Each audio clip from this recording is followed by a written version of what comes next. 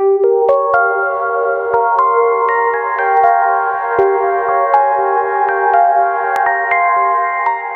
qui est très particulier à cette expérience, c'est que pour moi, je ne l'ai pas relu, je l'ai lu.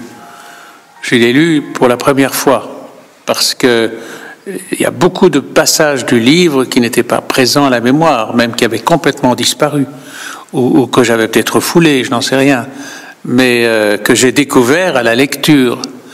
Je me dis même que c'est maintenant que ce livre devient de la littérature, c'est-à-dire que la trop grande proximité entre l'événement qu'il a indiscutablement suscité et la parution de l'édition chez Labor faisait que ce livre, d'ailleurs dans la perception qu'on en a eue en Belgique, parce qu'il a été traduit dans plusieurs pays, mais en Belgique, il a été perçu à l'époque comme un livre événementiel, comme quelque chose qui a à voir avec un épisode qui a impressionné énormément le grand public, puisque un assassinat d'un homme politique important ne s'était jamais produit dans l'histoire de Belgique. Donc ça a créé un traumatisme, et le traumatisme latent a fait que le livre, ça se voyait même dans le traitement journalistique, a été perçu comme un livre calqué et greffé sur l'actualité. Or, c'était pas ça qui m'avait animé.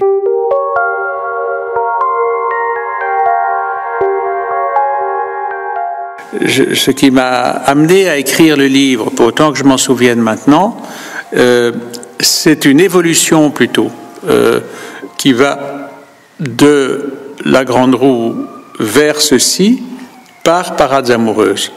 Or, dans Parades amoureuses, on voit bien que tout le cheminement individuel du personnage, sa crise intérieure, se résout plus ou moins dans un engagement collectif. Et c'est la condition de l'enseignant, c'est les mouvements de protestation contre les mesures prises à l'égard du système scolaire qui lui font s'engager. Et cet engagement, pour lui, n'est pas seulement une expérience politique, c'est une expérience personnelle. Et à partir de là, personnelle et collective en même temps.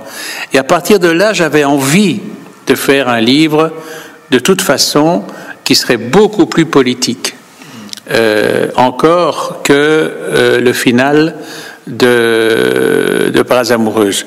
Et je me dis maintenant que le désir préexistait même à l'impulsion de l'événement. Simplement, l'événement, donc le fait divers, qui est beaucoup plus qu'un fait divers, a permis de libérer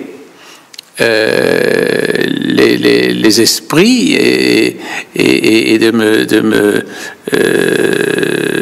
me nourrir de quelque chose de plus ou moins concret, mais qui me permettait de réaliser un désir plus profond. Et c'est vrai que la première version a été écrite l'été, probablement en juillet 93, au moment où je me sentais plus tenu à une certaine réserve par rapport à l'enquête qui allait, à mes yeux, suivre l'assassinat et sans doute, à mes yeux aussi, déboucher sur une résolution de l'énigme. Parce qu'à ce moment-là, je n'aurais pas fait le livre.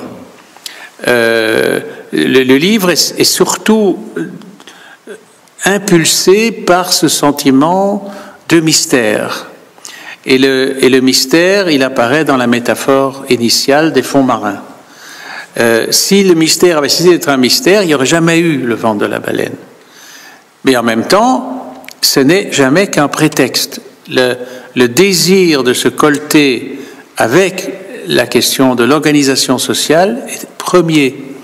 Et du fait justement que nous vivions dans cette décennie particulièrement éprouvante pour la Belgique, où non seulement on était en crise politique comme on l'était déjà depuis la fin des années 70, mais il y avait l'affaire du trou, le rapport entre les différents pouvoirs, le politique, le judiciaire et évidemment le quatrième pouvoir de la presse, C'était ça que je voulais traiter. Et évidemment, cette occasion était formidablement offerte. Je ne me doutais pas que l'assassinat de Causse produirait dans la réception du public belge cette idée qu'on allait avoir une espèce de démasqué sur ce qui était encore et ce qui demeure encore aujourd'hui pour une grande partie inexpliqué.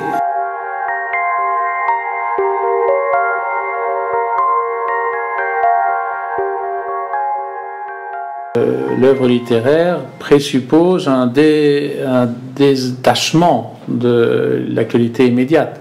Et ça, c'est justement quelque chose que l'écrivain journaliste peut mieux comprendre que l'écrivain non journaliste.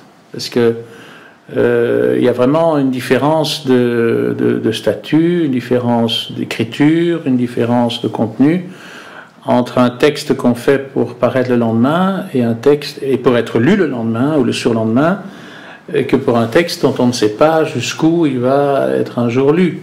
Alors moi, je préfère opter sur la lecture la plus éloignée et pas sur la lecture immédiate. Donc, Le Vent de la Baleine est un petit peu un roman à clé, mais c'est presque une parodie de roman à clé. Oui.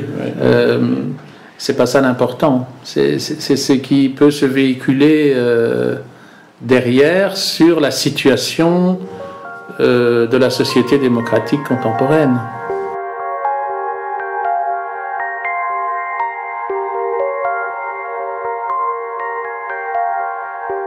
Ce qui s'est passé, c'est que j'ai fait ce rêve. Je l'ai vraiment fait et j'ai pu le raconter dans le moindre détail, mais c'est un rêve. Alors comment se fait-il que ce rêve soit resté aussi clairement figé dans l'esprit? Pour que ça se passe en général, il faut un agent catalysateur qui bloque le souvenir du rêve, qui verrouille le rêve. Eh bien, ce rêve, je l'ai fait exactement le jour de la mort de Causse.